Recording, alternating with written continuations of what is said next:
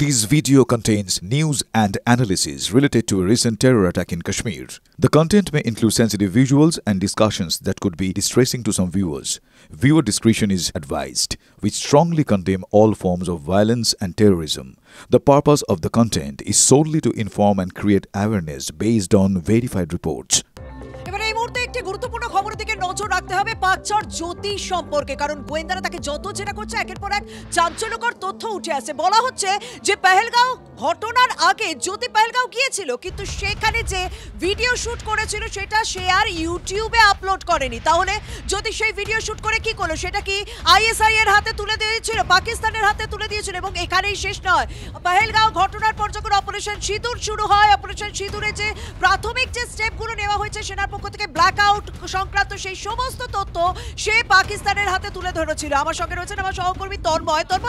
যত দিন যাচ্ছে, যত জেরা হচ্ছে, তো মানে চাঞ্চল্যকর বিষয়। মানে দেশে থেকে কি করে দেশের কে এত বড় শত্রুতা করতে পারে জ্যোতি? দেখো, একেবারেই আইএসআর হ্যান্ডলার নয়, এখানে বড় সড়ো জায়গায় সে যুক্ত ছিল। কারণ যে জিনিসটা জানা যাচ্ছে এখন সেটা আরও ভয়ঙ্কর, যে তথ্য বেরিয়ে আসছে যে ভিডিও পেহেলগাঁও গিয়ে তুলেছিল জ্যোতি, সেই ভিডিও আপলোড করেনি। সেই ভিডিওতে কী ছিল?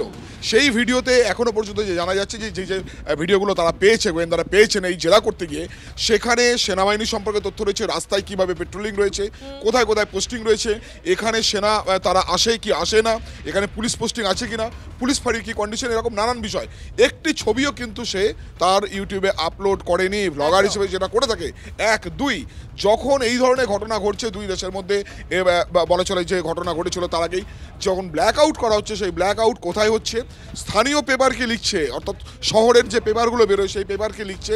সেখানে আর কোন কোন পুলিশকে ইনফরমেশন দিচ্ছে, যাবতীয় তথ্য পুঙ্খানুপুঙ্খভাবে এই দানিশকেই পৌঁছে দিয়েছিল। সেই স্ন্যাপচ্যাট বলো, সেটা টেলিগ্রাম বলো, হোয়াটসঅ্যাপ বলো, সেখান থেকে কিন্তু সেগুলো উদ্ধার হয়েছে। ফলে আরও কোন কোন তথ্য জ্যোতির কাছ থেকে গিয়েছে সেগুলো তো আরও জেরার পর জানা যাবে। আজকে এই 5 দিনের জেরা শেষ হয়েছে, পুলিশের হেফাজত জেরা ছিল। ফলে জ্যোতি এবং জ্যোতির সাঙ্গপাঙ্গরা প্রচুর তথ্য দিয়েছে, বিশেষ করে প্রশাসনিক তথ্য এবং লোকাল তথ্য। কথা যখন তুমি বলে তখন একটা খুব গুরুত্বপূর্ণ একটা ইনফরমেশন আমাদের কাছে রয়েছে যে কাশ্মীরের একজন ইউটিউবারের সঙ্গে কিন্তু আইএসআই হ্যান্ডলারের পরিচয় করে দিয়েছিল এই জ্যোতি। মানে সে নিজে ভিডিও দিচ্ছে না, হ্যান্ডলারদের সঙ্গে পরিচয় পর্যন্ত করিয়ে দিচ্ছে। ফলে একেবারেই বলা চলে যে এই জ্যোতি কিন্তু আইএসআই এর হয়ে এখানে লোকাল এজেন্ট, শুধু এজেন্ট নয়, আরও এজেন্ট খুঁজে বের করা, কাশ্মীরের লোকাল যারা ব্লগার রয়েছে তাদেরকে এই স্রোতে নিয়ে এসে আইএসআইয়ের সঙ্গে যোগ করিয়ে টাকা পয়সা পাইয়ে দেওয়া, তার বিনিময়ে তথ্য নেওয়া, এই কাজও জ্যোতি করেছে। ফলে জ্যোতি একটি নেটওয়ার্কের নাম জ্যোতি। জ্যোতি শুধু একা নন, ফলে বেরিয়ে আসছে একের পর এক। তুমি দেখো প্রতিদিনই গ্রেপ্তারের সংখ্যা বাড়ছে, ফলে তথ্য আরও আসবে এবং ভবিষ্যতে আমরা জানতে পারবো। একদম সেদিকে আমাদের প্রত্যেকেরই নজর থাকছে। আপাতত তোমাকে ধন্যবাদ তন্ময়। আর এই মুহূর্তে সব থেকে বড় খবরের দিকে নজর রাখতে হচ্ছে। আগামীকাল থেকে প্রস্তাবিত 3 দিনের বাস ধর্মঘট হচ্ছে না।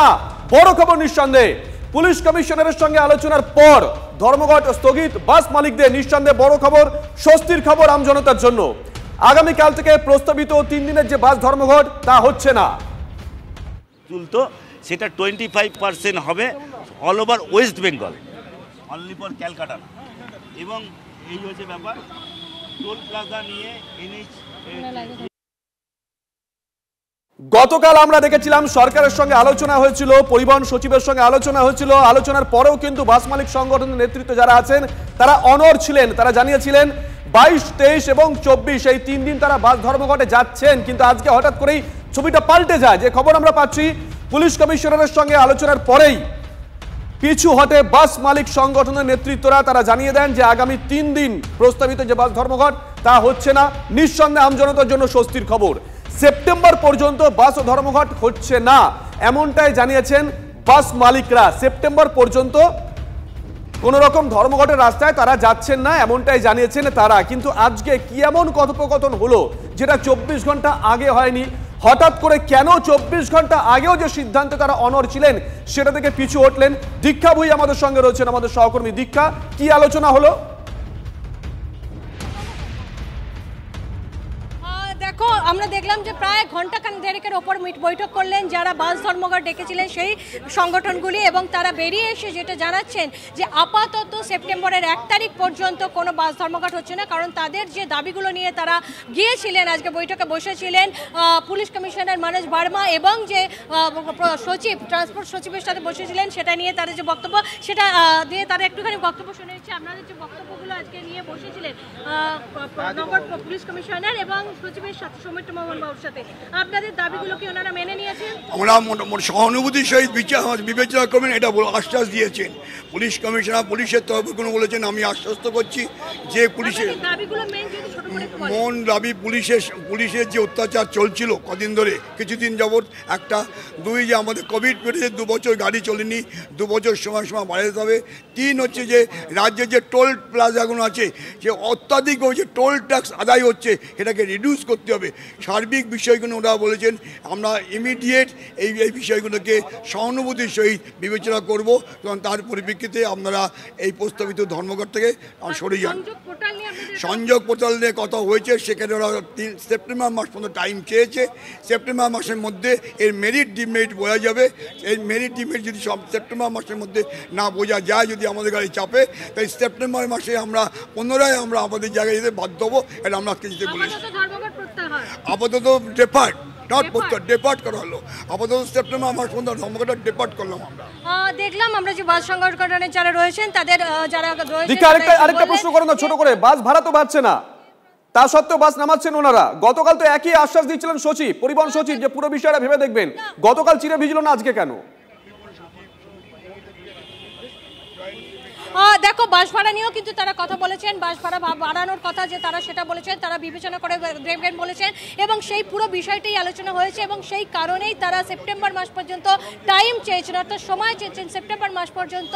পুলিশ কমিশনারের মধ্যস্থতায় আজকে যে বৈঠকটা হয়েছিল, এটা সাধারণত বিরল, এই ধরনের বৈঠক কখনো হয়নি, কারণ সাধারণত আমরা দেখে থাকি বাস সংগঠনগুলি যাদের অসুবিধা হয় তারা সাধারণত পরিবহন সচিবের সাথে বৈঠকে বসেন, কিন্তু আজকে দেখা গেল পুলিশ কমিশনার মনোজ ভার্মা বসেছেন, এবং শুধু তাই নয়, তারা বলেছেন যে পুলিশের বিরুদ্ধে এই যে যথেচ্ছভাবে কেস দেওয়া এবং টোল প্লাজা, এই সমস্ত বিষয়গুলি নিয়ে বলেছেন যে ডিসি ট্রাফিকের সঙ্গে প্রত্যেকটা মাসে একটি করে অন্তত বৈঠক হবে, যাতে তাদের এই সমস্যাগুলো আবার যাতে না মাথাচাড়া দেয় বা আবার সমস্যাগুলো দেখা না পাওয়া যায় সেটা।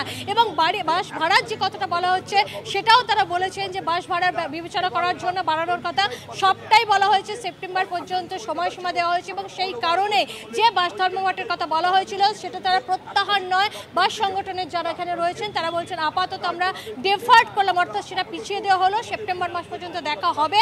যদি না দেখা যায় যে তাদের যে শর্তগুলো সেগুলো সরকার না মানছে বা পুলিশ না মানছে, তখন তারা আবার নতুন করে সেই বাস ধর্মঘটের কথা ভাববেন, কারণ আপাতত ডেফার্ট করা হলো এই বাস ধর্মঘট। ধন্যবাদ দীক্ষা। এই মুহূর্তে তারা কোনো রকম ধর্মঘটের রাস্তায় হাঁটছেন না, তারা বললেন এটা আমরা ডেফার্ট করেছি, আমরা সেপ্টেম্বরের 1 তারিখ পর্যন্ত দেখব। তারা বলেছেন, আজকে তারা বললেন তারা পুলিশ কমিশনারের সঙ্গে কথা বলেছেন, পুলিশ কমিশনার আশ্বস্ত করেছেন বাস মালিক সংগঠনের যে অভিযোগ ছিল যে পুলিশের তরফ থেকে ইচ্ছাকৃতভাবে তাদের কাছ থেকে টাকা তোলা হয়, সেটা আর হবে না, গোটা বিষয়টা খতিয়ে দেখবেন, এমনটাই নাকি আশ্বস্ত করেছেন পুলিশ কমিশনার। তাই তারা আজকে বাস ধর্মঘটের এই রাস্তা থেকে সরে আসলেন। যদিও গতকাল আমরা দেখেছিলাম পরিবহন সচিবের সঙ্গে বৈঠক করেছিলেন, সেখানেও বাস ভাড়া বৃদ্ধি নিয়ে কোনো সিদ্ধান্ত নেওয়া হয়নি। পরিবহন সচিবের তরফ থেকে নাকি জানানো হয়েছিল যে গোটা বিষয়টা তিনি খতিয়ে দেখবেন, সূত্রে কথাই বলেছিল। তারপরেও কিন্তু তারা অনড় ছিলেন। কিন্তু আজকে একটা অন্যরকম বৈঠক হলো, যে বৈঠকে উপস্থিত ছিলেন কলকাতার নগরপাল। তার আশ্বাসে অবশেষে বাস ধর্মঘট থেকে পিছু হটলেন বাস মালিক সংগঠনের নেতৃত্বরা।